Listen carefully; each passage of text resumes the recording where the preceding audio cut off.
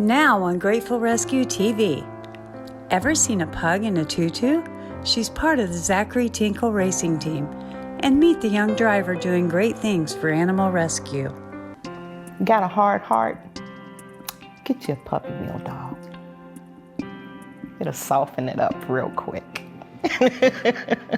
Meet one special adopter who's adopted 4 puppy mill rescues. And this skunk smells a sweet story. Her name is Princess Diana from Indiana Skunk Rescue.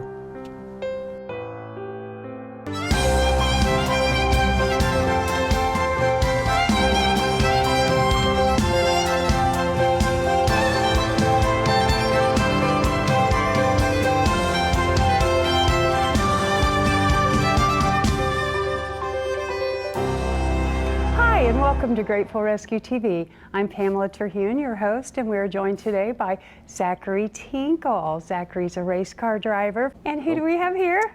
This is my pug Zuzu. Zuzu. And tell me about Zuzu. How did you come across Zuzu? Well, so we first came across Zuzu when some people my mother and I knew called Kentuckiana Pug Rescue, and they had rescued, I think it was about 15 or so pugs that came from a Chinese meat market that they had flown in from China, and she was one of them. And initially we were planning to just foster her, but she quickly became part of the family, and well, we've had her ever since. She is precious. Well, switching gears, let's talk about your Arca Menard Series team. You just joined a new team, correct? Yep. Tell us about it. Well, this coming season, I will be racing for fellow Hoosier Andy Hillenberg of Fast Track Racing, and I'm really excited for this opportunity as we pursue the 2023 Arca Menard Series East Championship. Wow, that's exciting, isn't it? All new power. And we recently went down to Daytona, and we have that on film, so let's take a look at our Racing for Rescues program.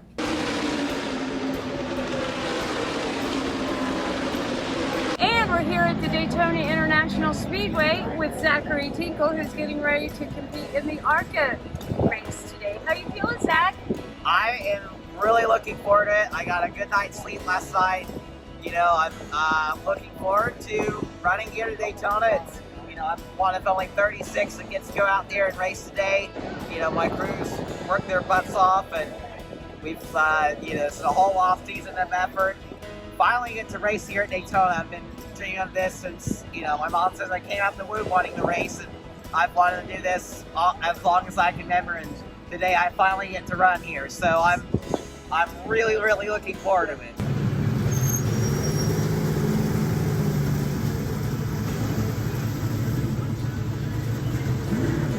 Well, for the Racing for Rescues initiative, for us, we go around and we take animal supplies to animal shelters across the nation in conjunction of races that I went to and will be going to.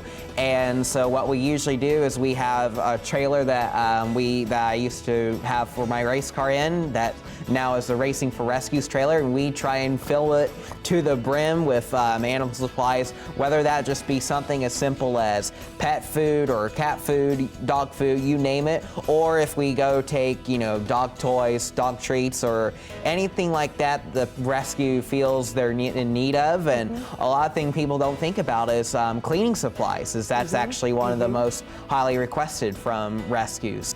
And it does take a physically fit body to race. People may not know that, but tell us what it takes to be physically fit in order to be a race car driver. For us, it's definitely a lot of physical fitness, and for me, it is definitely a lot of, one thing that most people don't think about is neck strength, is because of the cornering. It does a lot of the G-forces on your neck, and heat resistance training, where you're the cockpit of the car, there's no air conditioning in it, so it can easily get up to 160 degrees on average, or even as high as 200 degrees.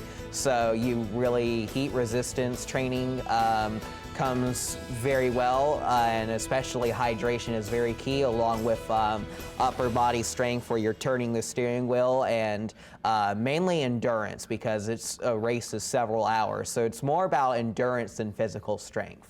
And how can viewers follow Zachary Tinkle Racing? Well, we have of course, my website, zacharytinkle.com, and then we have my social medias like my Twitter, Facebook, and Instagram, and my TikTok with @ZacharyTinkle, and that's how you can find me on the internet. Looks like we can find Zachary just about anywhere on social media. All right. Thank you, Zachary.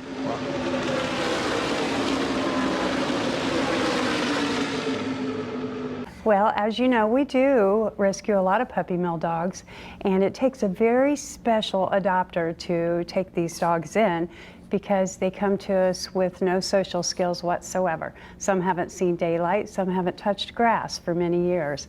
And we have a special adopter that we love to go to when we need an adoption, and that is Belinda Nelson. Puppy mill dogs take a lot of care and a lot of love. And in this space is where Belinda gives that love. I have 3 puppy mill dogs. I have Lily Mae, which is in my lap. I have Honey Jewel, and I have Queen Esther. All puppy mill dogs are different, and you cannot, under any circumstances, treat all of them the same because it will not work, okay? So Queen Esther, when she came, she was very traumatized, very nervous. I've only had her for a couple of weeks. She's still standoffish. She is just now starting to come up to the other 2 girls. I had previously adopted 2, and the trauma that they had gone through was so severe that they didn't have a very long life with me. So I adopted 2 more, and they were so traumatized. A lot of people don't understand that the ones that I have came from a dark place. They lived in a dark, cold barn in cages. They were so traumatized, they didn't know anything. They didn't know how to go up the steps. They didn't know how to come down the steps. Some of them never learned to jump up on a piece of furniture because all they've ever known was a cage. And then I have a couple that just turned circles. Belinda created this space for her dogs to live, eat, and play. In this space, they can be their whole selves and not in cages. And one day they can come out of their own personal cages and blossom into the rambunctious pups they are now. A lot of my dogs, I let them come to me. This is their living space. I let them experience my love from afar. And eventually they start coming to me closer and closer and closer. So I let them be themselves. And I understand that there are times that you do get a puppy mill dog that you may never be able to touch. And you know what? That's okay, as long as you keep them in a safe place and love them and take care of them. We all have boundaries. Even humans have boundaries. Some of us has been so hurt, we may not want to be touched either. Animals are no different. We have to be able to see their heart and understand what they've been through. Belinda's deep care for these traumatized pups takes a soft and loving approach. Honey Jewel, previously, before I got her, she went to a lady, and at night they wanted to put Honey Jewel back in a cage separate from the living space. They couldn't catch her, so they brought her back to Pam. Pam brought her, and we were sitting and talking, and I told Pamela, I said, I understand that sometime you have to put animal in a cage to protect them. But in Honey Jewel's experience, she didn't want to be in a cage anymore. So when I get my animals, this out here is their space. Honey Jewel, when I first got her, I had to put her bed way back away from everything because she constantly jumped. And I would talk to her and I'd tell her, oh, it's gonna be okay. You're all right, I love you. Here's your food, here's your water. And I let them realize that they're not in a cage anymore, that this is their space. This is their time to be safe, to be free, and just to be themselves. The true course to happiness is the small things in life and little achievements. Belinda wants to be there to see these tiny changes in their lives and document them along the way. Some of the happiest moments in their life when they pick up a toy for the first time and start running and playing with it. When my puppy mill girls begin to show affection to one another because they know and smell that they come from the same puppy mill, and I understand because I've been there too. In that joyous moment, they feel that, and they know who you are and that you're showing them love. So my method's a little bit different than some people, but I've had some wonderful dogs, and they loved me.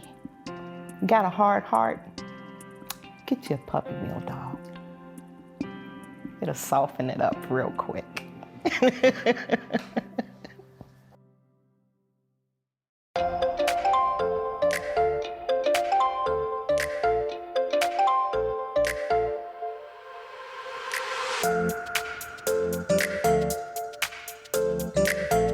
First of all, I want to thank you all for taking your time on this special weekend of love to come and share love with us for all the animals. I'm Pamela Terhune, and I'm the founder of Grateful Rescue. We appreciate your attendance so much.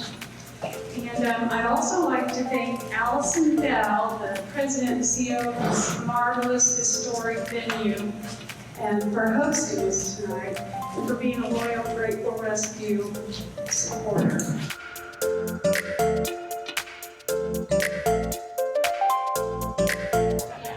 His mom was part German Shepherd, but he was rescued before they knew what their dad was. And he's 4 months old, and he's the last puppy in the litter left. He loves attention, he just wants to be held, and he loves other dogs. Like Jasper, he loves him. This is Sunny. She's 4 months old. She's kind of calm unless she's like playing with a toy, and then she's all hyper. I like helping others, so when I heard that this was an opportunity, I immediately took it. We heard dogs and drinks, and we thought, what better way to spend a Saturday? I was going to say, because I want to show her my phone, I got a sticker that says, dogs over people, yes. This is our Valentine's Day. This is what I want to do. This is our Valentine's dinner. Yeah, this is what I picked. Instead of doing gifts, I said, let's do the Grateful Rescue, and we're going to get fed, have a great night, and that just covers the best of both worlds, really. I think Lindsay's love of animals is, it's remarkable. She absolutely is one of those people who, if we were driving in driving rain and it's 12 degrees outside and there's an animal in a field, we're stopping on 70 and running out in the field to see what that animal's up to and if it has a home, and if not, we're giving it a home. I really believe in Grateful Rescue. I believe that our area needs it. I believe our region needs it. We have such an overpopulace of pets that need to be rehabilitated before they can be sent out with families. So to have Pam and Mike to make this gracious donation to our community, I feel it's very important that we support it. I love her. She is wonderful. Her personality and what they do, because they really help out the community. I know they help people, especially when like our for Muncie animal control can't do it. She kind of picks up that slack. So she provides a great benefit to the community. And we can't thank you enough for coming this evening. And I hope you enjoy your evening, and I think dinner is served. Thank you so much.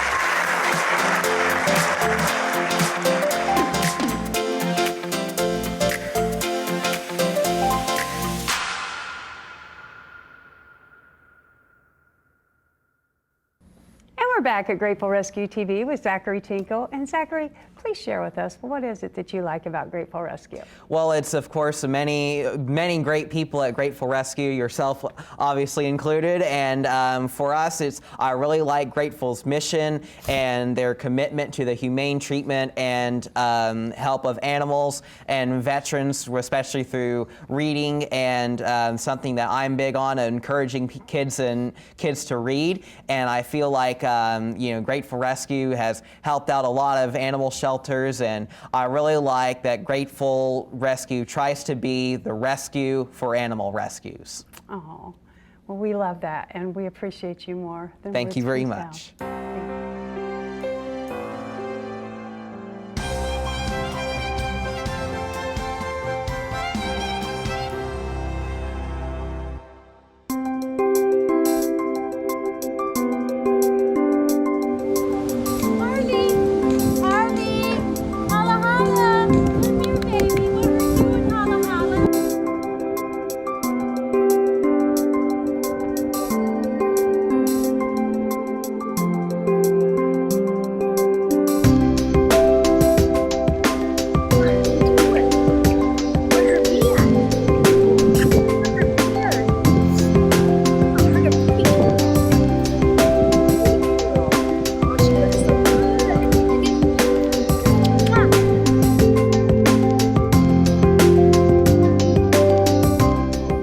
My choices were keep her there unhappy or give her up until I called Grateful Rescue, and she agreed to foster her for me.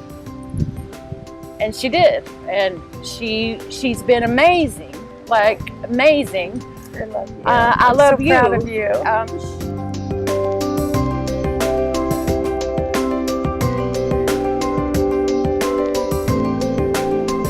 Lots of times they're leaving behind their clothing, all of their resources, everything that they own. And so it can be a barrier for clients to get out of a domestic violence relationship if there's not a safe place for their pet to go. Oh, please donate. Please. It would help women like me. I wasn't so sure that I was going to be able to take her. Thank you, Grateful Rescue, for extending your services to our clients. We truly appreciate it, and you don't understand the impact that it has made on their lives. Because of you, our client is able to be successful and move forward with their goals. So we're grateful and thankful for your services. Look, you're going to tell her? Thank you? Yeah. I'm going to miss you. I'm going to miss you. She says I'm not going to miss you. Oh, she will. You're a good girl. She's a very good dog.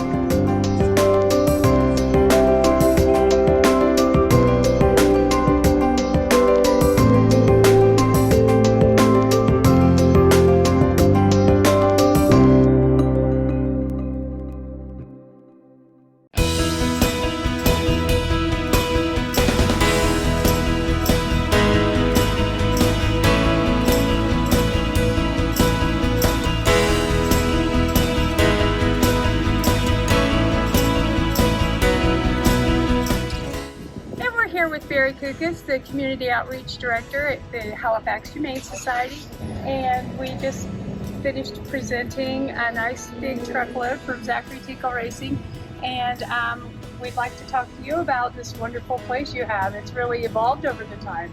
Yes, it has. We've been here since 1962.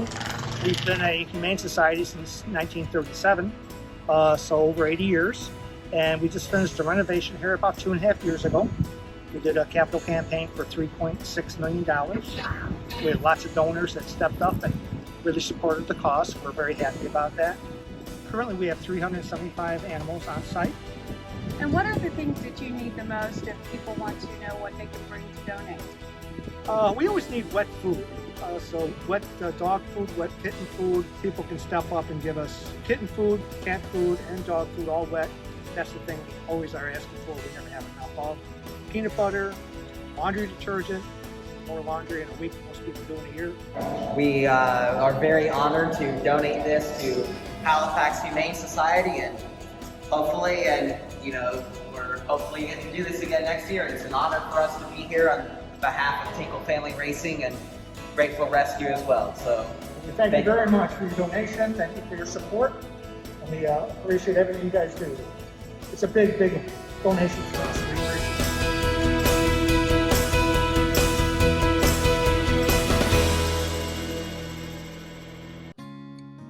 And we're closing down the place here after a training session with Bonnie Krupa, the mastermind of Advanced Canine Techniques.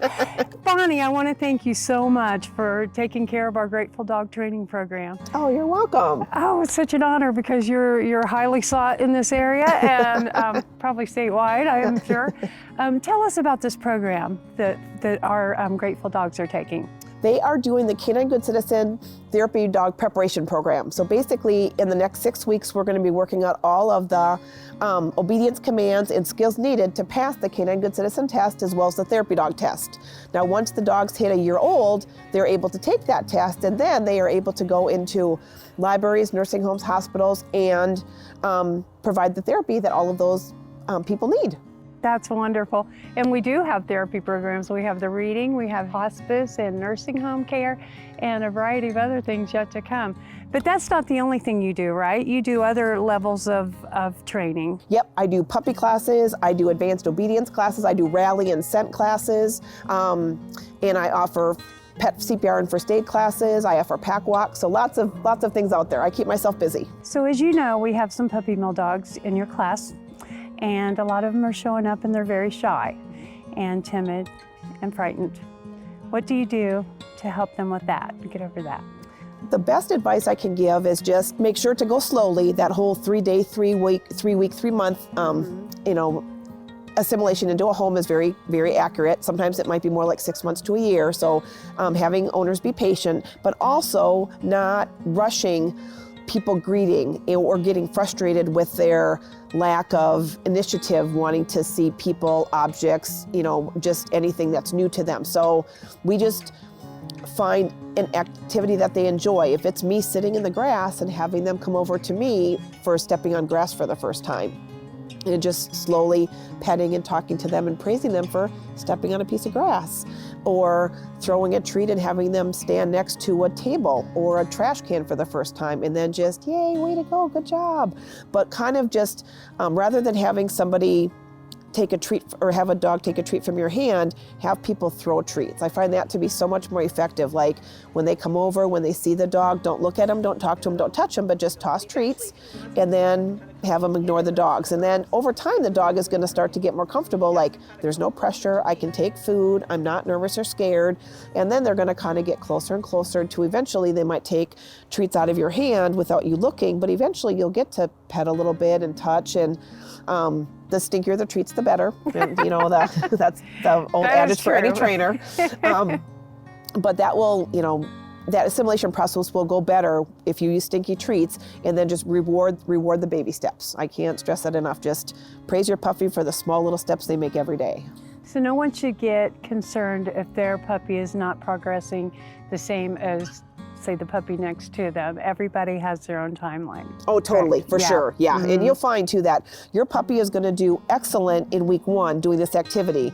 And then in week 2, they're gonna really struggle with whatever activity we're working on. In week 3, your puppy's a rock star doing this. So yeah, you're gonna find the areas where your puppy will excel, and yeah, that you're gonna find, just like kids learning in school. You love math and English, and your friend loves science. So you find the areas where your puppies excel, and that's what you really emphasize. And you've seen this over and over, correct? Oh yeah, You've seen yes. Puppies just blossom in the middle of, by the end of their training. Yeah, the first week they're always shy and nervous, and then by the end they're going to greet other puppies, or they're coming in excited to come. The first week the owners are pulling them in the door, and then the last week they're kind of pulling their owners in the door, which is nice to see. I love that. I love that. Well, we're so grateful because a lot of your students in this therapy training have been to Grateful Rescue and been adopted out. So it's thrilling for me because I get to see them again. So wonderful. Perfect. Appreciate you more than words can tell. And we're going to be partners for a long time. Yes, we will. Thank you, Bonnie. You're welcome.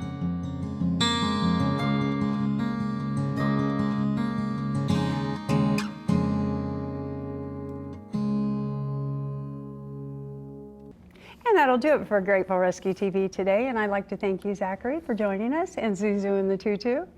Well, thank you very much for having me on the show. And of course, you know where to follow my racing, and follow Grateful Rescue at gratefulrescue.org. And we'll see you next time on Grateful Rescue TV. Hi, I'm Julie McLaughlin with Indiana Skunk Rescue with Princess Diana. And I will be reading A Pet for Petunia.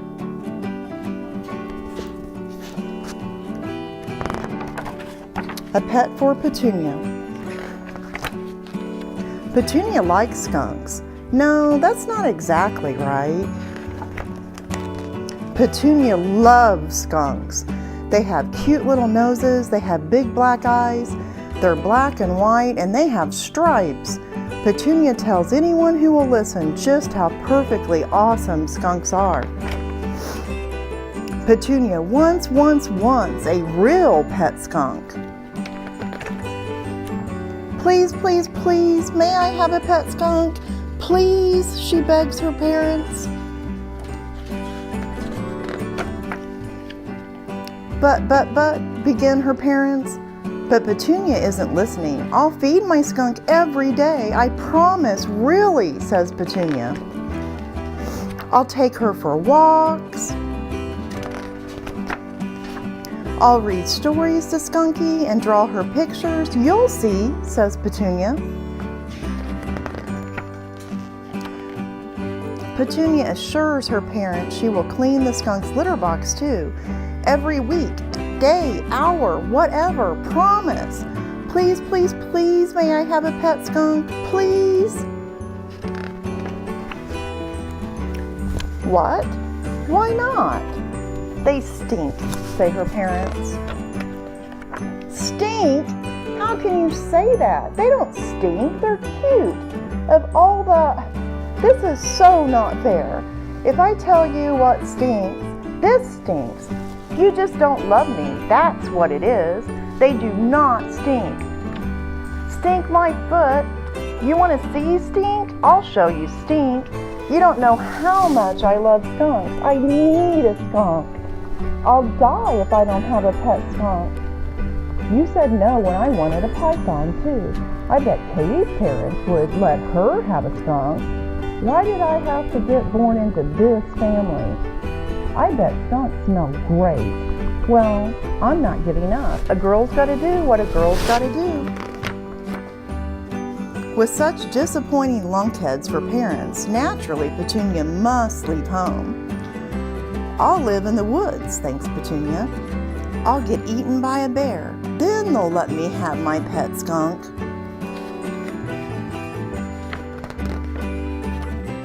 Petunia follows a path to some trees, and there, on the path, is a skunk. Black and white, cute little nose, big black eyes, stripes. Petunia stares at the skunk stares at Petunia. Petunia gives a joyful gasp, and with that gasp, Petunia smells the worst smell she has ever smelled in her whole entire life. It is not a small smell. It's not even a big smell. It is a stink. An awful stink, a horrible stink, a humongous stink.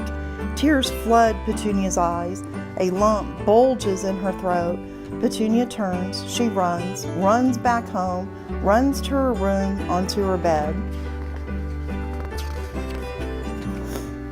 It is a while before Petunia can speak. Skunks are so awesome, she whoops.